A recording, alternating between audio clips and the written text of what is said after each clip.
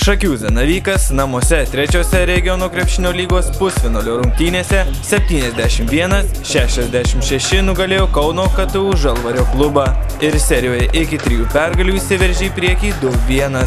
Be sirguliavusio Tomo Butkaus rungtyniavę šakiečiai sėkmingai pradėjo rungtynes ir sužaidus 2 minutės pirmavo 7-0, tačiau svečiai atsakė atkarpą 10-2 ir kėlinio pabaigoje persvėrė rezultatą savo naudai 10-9. Pirmasis rungtynių ketvirtis baigėsi trapia kauniečių persvara 18-20.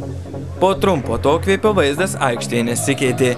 Šakiečiai kaip ir pirmajame ketvirtyje sėkmingiau pradėjo kėlinuką ir po taiklaus Giedriaus Pečilionio tritaškių įsiveržė į priekį 25-20. Tačiau kėlinio pabaigoje geriau sužaidė kauniečiai, persvėrė rezultatą savo palankę linkme ir išėjo ilsėtis turėdami 4 taškų persvarą 36-40. Trečiajam rungtynių ketvirtyje šakiečiai pagerinę gynybą į savo krepšį per 10 minučių varžovams leido įmesti 13 taškų. Tuo tarpu patys įmetė 18 ir baigiantis trečiajam ketvirčiui buvo priekyje minimalia persvara 54-53.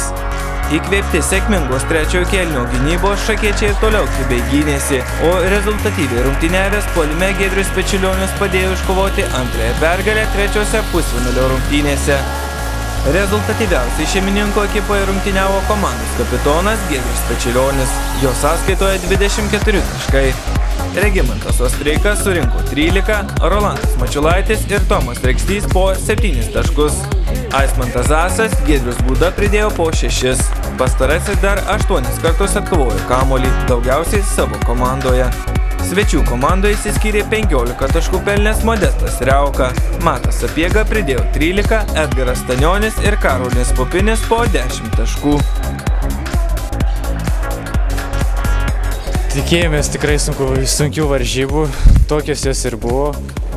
Gaila, kad vienas lyderių gavo anksti 4 baudas Ostreiką. O taip, Giedrius Pečilionis labai gerai pataikė. Gaila, pačiam nepasisekė gerai sužaisti, bet stengiaus kovojom visi kartu ir tiek. Buvo pergalė. Buvo kelis kartus mačiau mūsų komandinės 5 pražangos, o jų tik tai viena. Tai parodo jų agresyvumą. Jie 1 prieš 1, 2 prieš 2. Ir tą treneris leidžia daryti ir jiems tai sekasi. Gerai, kad jie dar šiandien nepataikė iš toli. Matyt, ne savo salę, tai nekrypti. Per pastarąsias 3 rungtynes Algimantas Liutkus aikštėje išbūdavo beveik po 22 minutės, pelnydavo vidutiniškai po 14 taškų ir atkovodavo po 3 kartus kamuolį. Tačiau paskutinėse rungtynėse sunkiai rado savo žaidimą. Per aikštėje išbūtas 12 minučių surinko 4 taškus, atliko 2 rezultatyvius perdavimus, tačiau 2 kartus suklydo ir 1 kartą pažeidė taisyklės. Esu beveik pusę sezono ir daugiau nežaidęs. Turėjau, aišku, jau pasijungti gerai, buvo tos 3 varžybos geresnės, įsivažiuoti pradedu, bet kaip gal dėl jauno amžiaus dar duobė pasitaiko viskas kažkiek laiko. Ir be to jau yra etapas, pusfinalis nėra. Taip, vieniems žaidėjams eina geriau, tai tu automatiškai turi duoti kitam žaidėjui, nes tam žaidėjui geriau sekasi tą dieną. Be to šiandien padariau porą klaidų iš eilės, taip psichologiškai taip truputį, bet manau viskas bus gerai. Aš manau, kad Liutkus padarė, jis nepadarė pažangos, bet jis pradėjo žaisti, bet tik tai dabar jau, tai yra maždaug 3 rungtynės, kuris jisai pradėjo įsijungti komandą.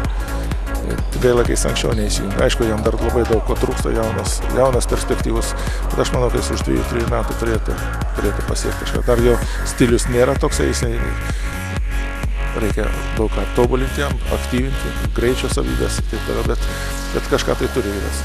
Ketvirtosios šios poros pusfinalio varžybos kovo 20 dieną penktadienį 18 val. Vyks Kaune. Pasak Algimanto Liutkaus, norint laimėti išvykoje, reikia pristabdyti priešininkų greitą žaidimą. Taip pat neutralizuoti pavojingiausius jų krepšininkus Stanionį, Pelš, Sapiegą ir Pupinį. Zanavyko komandos krepšininkas pastebėjo, jog KTU Žalvario komandos žaidimas laikinai Vitoldą Masalskį pakeitus Henrikui Giedraičiui pasikeitė į geresnę pusę. Prie Giedraičių, nes kadangi aš pas abu trenerius esu pats rungtyniavęs už studentus pernai, Tai pas Giedraitį yra laisvesnis žaidimas, šiek tiek daugiau 1-1 individualesnis žaidimas. O pas trenerių Masalskį tai daugiau yra taktika, deriniai ilgi gan. Manau, kad jaunai komandai tikrai geresnis ir Giedraičio vadovavimas. Jau paaiškėjo pirmasis RKL finalininkas. Tai Radviliškio krepšinio klubas Radviliškis. Radviliškiečiai pusfinalyje 3 kartus iš eilės nugalėjo Birštono Jazz Diremto komandą ir užsitikrino mažiausiai regionų krepšinio lygos sidabro medalius. Darius Pavalkis, Draugas TV.